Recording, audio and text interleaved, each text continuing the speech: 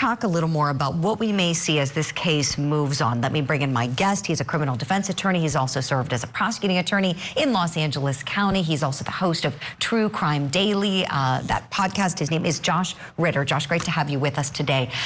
May I ask you at this point about your thoughts on whether or not it would be beneficial for Dr. William Husel to give testimony? Because I know we're not quite there yet at that point, but you know, I think it's one of those questions that many watching this trial are wondering. Would it be beneficial for someone like him to get up there and tell his side of the story? What do you think, please? It's always the million-dollar question, right? Will he take the stand? Of course, the jurors all want to hear from him. We all want to hear from him just out of curiosity. But in a case like this, I'm wondering if it's best that he does not. And the reason for that is this.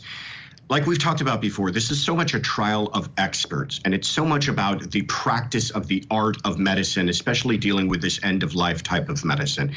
Now, he's apparently prescribed dosages, which in the news are 6 to 20 times higher than what other experts and other doctors may have prescribed. That's problematic. So in one sense, you do want to hear from him. You want to hear that, hey, these were horrible, horrible circumstances. These were people who were dying already. I was just trying to make them comfortable.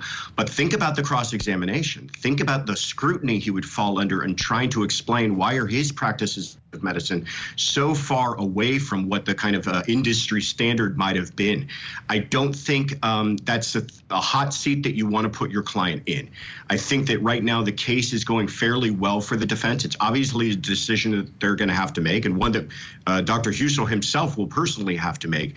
But it's always a risky bet that you're taking by putting your client up there, because it's not so much what they would testify to on direct, it's how are they going to hold up under cross-examination.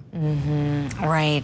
You know, in your trial experience, Josh, do you find that jurors sometimes appreciate it when a defendant gets up on the stand and tells his or her story? You know, one of the biggest things that you're trying to educate jurors on and question them on during voir dire as a defense attorney is that idea that a client can remain silent, that they don't have to testify, that they don't have to present a defense on their behalf, that the burden remains on the prosecution. But people are human, right? And there's that natural human instinct to say, well, I want to hear from him. There's also that natural human instinct to say, if I were innocent, I would want to tell people. I would want to take the stand and have my day in court and explain to people how this is wrong, I didn't do this.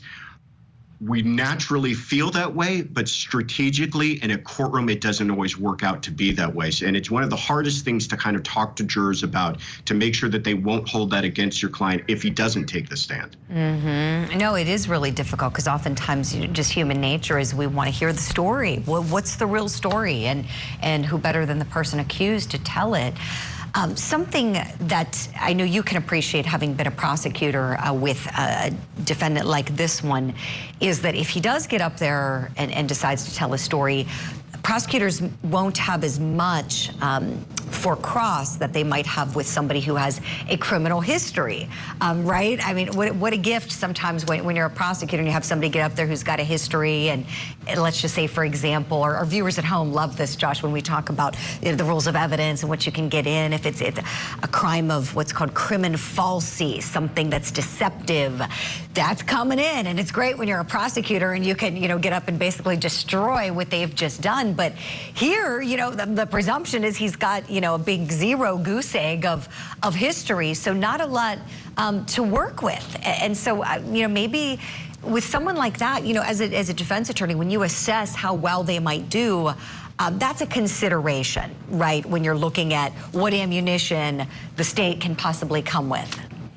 Yeah, as a prosecutor, I always hope that the defendant would take the stand, because it's such a thin ice that they're walking on. It's such a fine line that they have to take, especially when you're talking about if they have prior crimes of moral turpitude, that you can make a big deal of going into all of that and in their criminal past.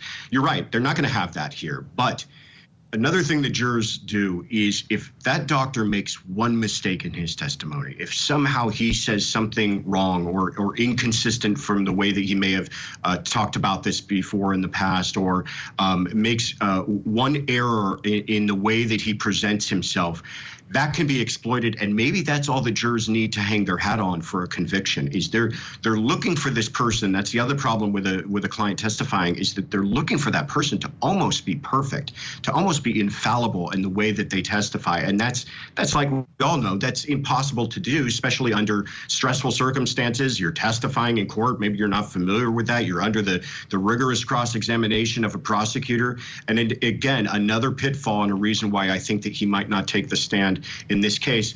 But, you know, the way these things play out, I'll probably end up being wrong and he'll testify this week.